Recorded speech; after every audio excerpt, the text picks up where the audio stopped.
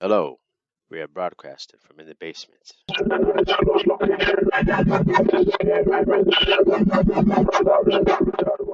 Hello, we are broadcasting from in the basement at an undisclosed location.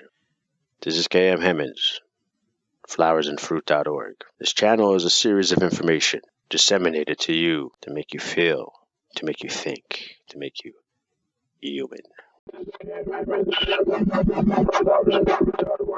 Childhood is a phase reserved only for humans.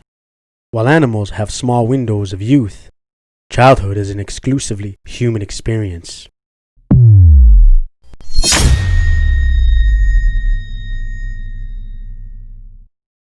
The second phase of human brain development is between the ages of 10 months and 6 years.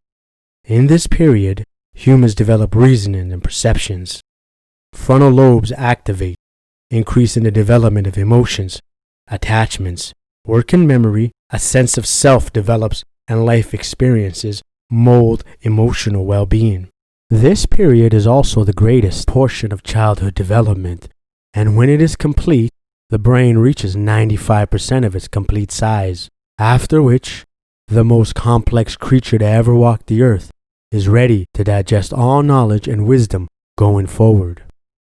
Abuse is any situation where a person is not allowed to become an individual, to individuate, or form and protect its own boundaries. The second phase of human brain development is between the ages of 10 months and 6 years. This period is the most vulnerable period in human growth. When the necessary ingredients are missing, growth is severely stunted, sometimes permanently. The necessary ingredient I'm speaking of is, of course, positive attention. The opposite of positive attention is called abuse. But what exactly is abuse? Abuse is any situation where a person is not allowed to become an individual, to individuate, or form and protect its own boundaries. Physical, sexual, and emotional abuse are obvious forms of abuse, for they are clear forms of breaching a child's personal boundaries.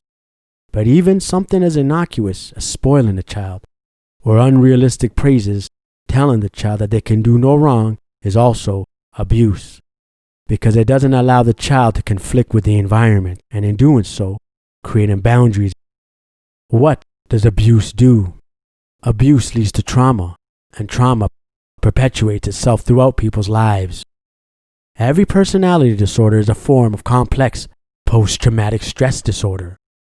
It is this trauma of abuse that makes people develop coping mechanisms such as narcissistic personality disorder, depression, or escapism such as alcoholism and drug addiction.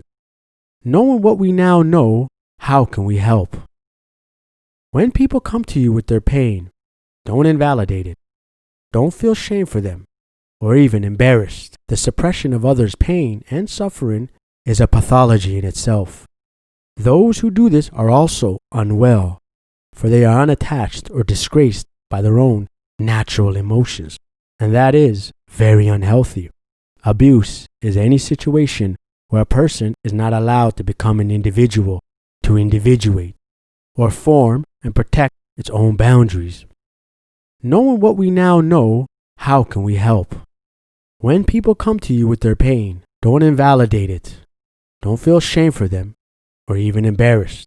When you invalidate people's suffering, you render them a statistic, something unreal, undeserving, and dismissed.